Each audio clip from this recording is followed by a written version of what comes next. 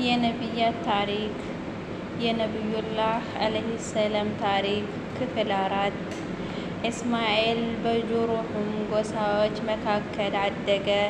ከእነርሱም የመጠቀ የአረበኛ ቋንቋ ተማረ። እንዲያውም ከሁላቸውም የበለጠ አንደበተ ርቱዕ እስኪሆን ደረሰ።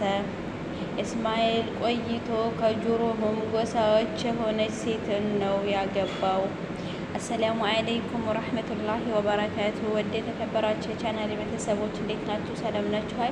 ከኔ ጋር አልሐምዱሊላህ በጣም ሰላም ነኝ። ክርስቲያን ወገኖችም ሰላም ብያለሁ።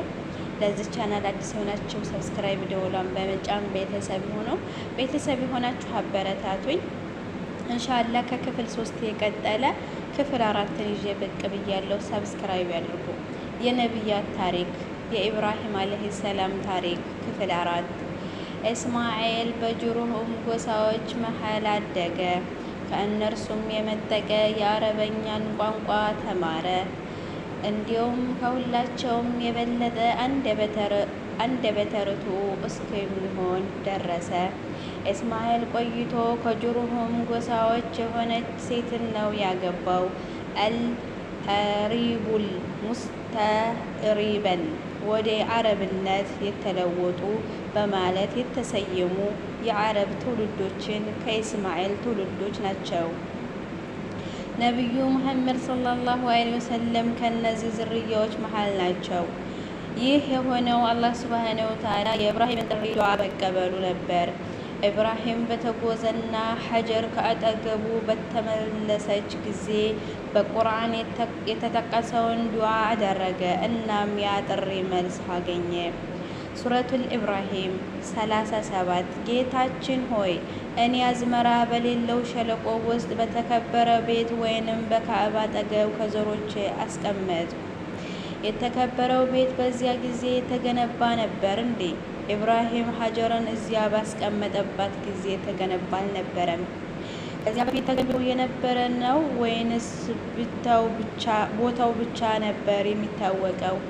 በዚህ ዙሪያ ዘገባዎች አሉ። አንደኛው ቦታው ብቻ ነው የሚታወቀው ሲል፣ ሌላኛው ደግሞ ከዚህ በፊት የአደም አለይሂ ሰላም ልጅ ሺዝ ገንብቶት ነበርና ከጊዜ ርዝመትና ቆይታ በኋላ ነው የፈረሰው የሚል ነው። ሁለተኛው አላህ ሱብሓነሁ ወተዓላ በሱረቱል አሊ ኢምራን አንቀጽ 96 ለሰዎች መጸለያ መጀመሪያ የተኖረው ቤት ብሩክና ለዓለማት ሁሉ መመሪያ ሲሆን ያ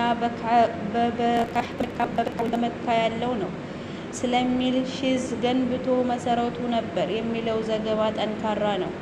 ኢብራሂም ዱዓቸውን ቀጥለው ጌታችን ሆይ ሶላትን ያቋቁሙ ዘንድ አስቀመጥካቸው፣ ከሰዎችም ልቦችን ወደ እነሱ የሚናቁ አድርግ፣ ያመሰግኑህ ዘንድ ከፍሬዎች ስጣቸው። በተግባርም ተለውጦ የጁሩሁም ጎሳዎች ሀጀር አካባቢ ሰፈሩ። ቀናት ዓመታት አልፈው እስማኤል በጁሩሁም ጎሳዎች ውስጥ ወጣት ሆነ። ኢብራሂም አለይሂ ሰላም በየዓመቱ 2 ጊዜ አልያም 1 ጊዜ ሀጀር ያለውን የእስማኤልን ይጠይቅ ነበር። አንድ ታላቅ ሰንጣበት ጊዜ ራስ ሆይ ተዘወተረ። ኢብራሂም አለይሂ ሰላም በመጎብኘት ባለነው ጉብኝት እስማኤልን ሊጎብኝ ወጣበት በእንቅልፍ ውስጥ አየ። ልጁን እንደሚያርድ ኢብራሂም ያህል እንደሆነች ቅዥት የመተዝና ሸይጧንም ተመስሎ የማይቀርብበት እና ምንም ሳያመነታ ቁርሳን ወሰነ። አላህ ሱብሓነሁ ወተዓላ ይህንን ታላቅና ድንቅ ታሪክ በመጽሐፍ ሲዘግብልን እንዲህ ይላል።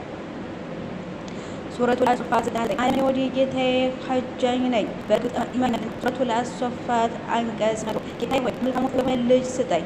በዚህ መሰረት እስማኤልን ሰጠው። ሱረቱል አስፋት 101 ታጋሽ በሆነ ወጣት ልጅ አሰር። አላህ ሱብሓነሁ ወተዓላ እስማኤልን እንዲህ ባለባህሪ ነው የገለጸው። ታጋሽ ብሎ ነው የጠራው። ከእርሱ ጋርም ለስራ በሄደ ጊዜ ልጅ ሆይ እኔ በህልሜ የማርድ ሆኜ አያለው፣ ተመልከት ምን ትላለህ አለው። እዚህ ቦታ ላይ ቆም ብለን እናስብ። ኢብራሂም አለይሂ ሰላም እስማኤልን ለምንድን ነው ያማከረው? እስማኤል በተኛበት ቦታ ሊያርደው ይችል ነበር። በዚሁ የአላህን ትዕዛዝ መፈጸም ይችል ነበር። ወደ እርሱ በመሄድ ይህንን ጉዳይ ለምን ይነግረዋል? ለምን ያማክረዋል? ይህ የሆነበት ምክንያት አንድ ሙስሊም በሚያገኘው ምንዳ ሊያከፍለው ስለፈለገ ነው። ምንዳውን ለራሱ ብቻ ልጁን መፈለግ ባለመፈለጉ ጉዳዩን አቀረበለትና አማከረው። ይህ ለአባቶችና ለእናቶች ልጆቻቸውን በምንዳ እንዲጋራችሁ ጥረት አደረጉ።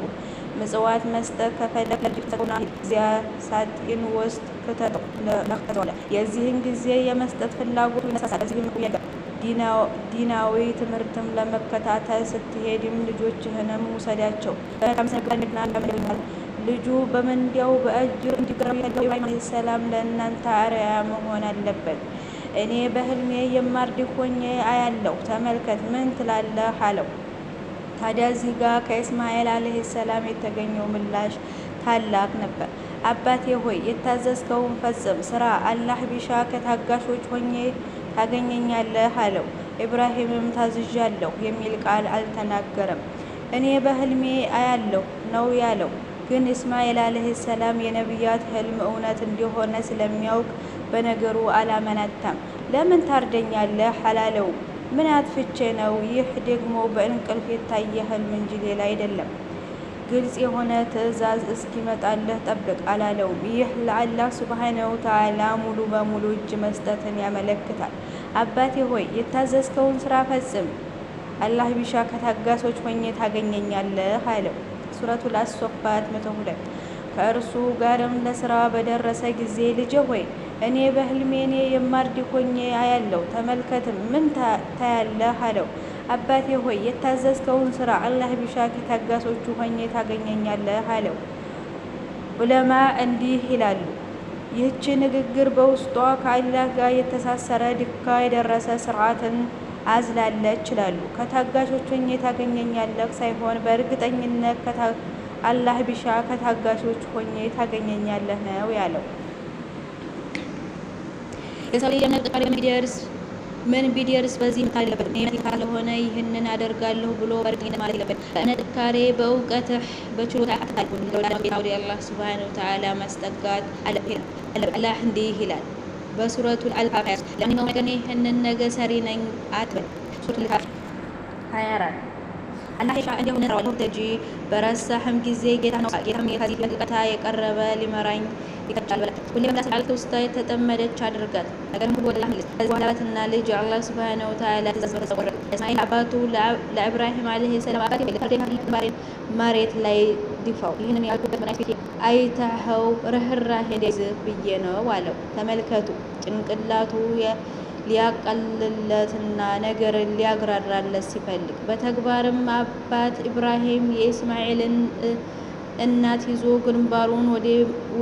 ግንባሩን መሬት ላይ ደፋውና ሁለቱም ትዕዛዙን በተቀበሉና በግንባሩ ላይ በጣለው ጊዜ የሆነውን ሆነ። ኢብራሂም ላይ ሰላም ለውን ሻት ጀመረ። ገዘገዘው ግን ቢላውን መቁረጥ አልቻለም። ኢብራሂምን እሳት ማቃጠል ካልኩ ቢላውን ኢስማኤል መቁረጥ አልቻለም። በአላህ ፍቃድ ሆነ እንጂ ቢላው የመቁረጥ ችሎታ አይኖረውም። እሳትም እንዲሁ በአላህ ሱብሓነሁ ወተዓላ ፍቃድ ሆነ እንጂ ችሎታ የላትም። በጊዜው አላህ ሱብሓነሁ ወተዓላ እንዲህ ያለውን ችሎታ ነጥቋት ነበር። ኢብራሂም ዓለይሂ ሰላም ቢላዋን ጫን እያለ ይገዘግዝ ጀመር። ኢስማኤል ደግሞ አባቴ ሆይ ጫን በል ይለዋል። ጫን ብሎ ይገዘግዛል፣ ግን ቢላው አልቆርጥ አለች። አላህ ሱብሓነሁ ወተዓላ ይህንን ትርኢት አስመልክቶ ሲናገር በሱረቱል አሶፋት 103 ሁለቱም ትዕዛዙን በተቀበሉና በግንባሩ ጎን ላይ በጣለው ጊዜ የሆነው ሆነ። አስለማ ይላል፣ እጁ ሰጡ፣ ትዕዛዙን ለመፈጸም ቆረጡ ይላል። እስኪ በዚህ ላይ ቆም እንበል። አላህ ሱብሓነሁ ወተዓላ ፈለማ አስለማ ሙስሊሞች አልነበሩም እንዴ? ከዚያ በፊት ሙስሊሞች ታዛዦች ነበሩ።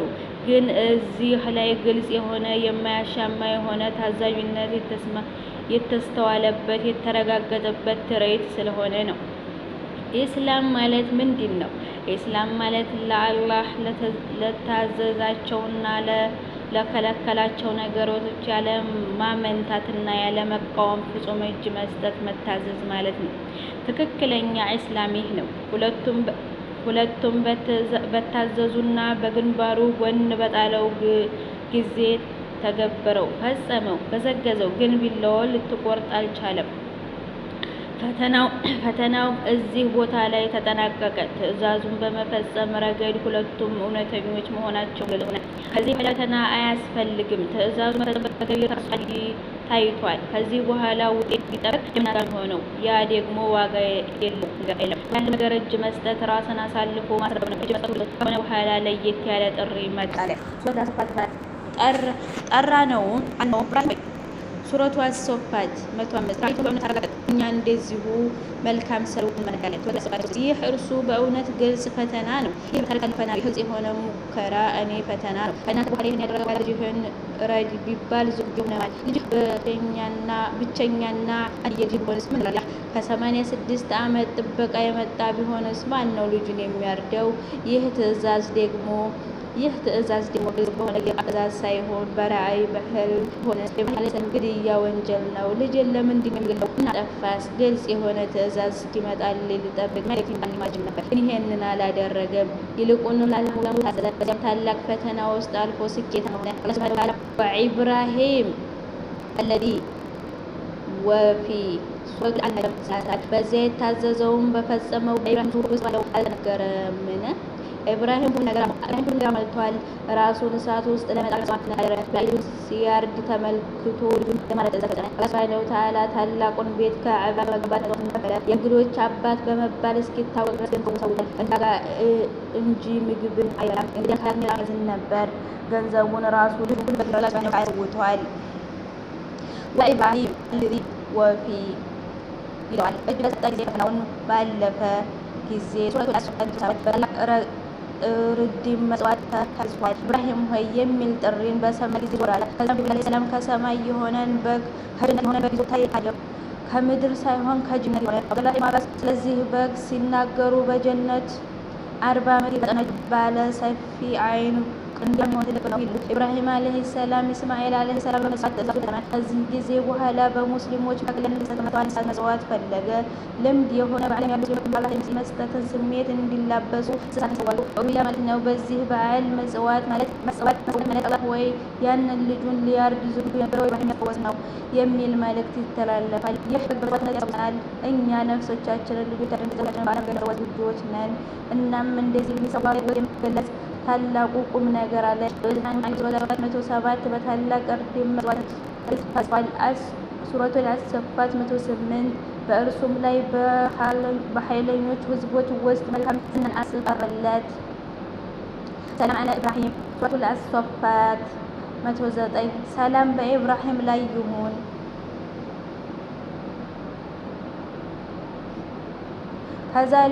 ከዛሊከ ነህጅሪ አልመሕሰኒ ሱረቱል አሶፋት እንመነዳለን።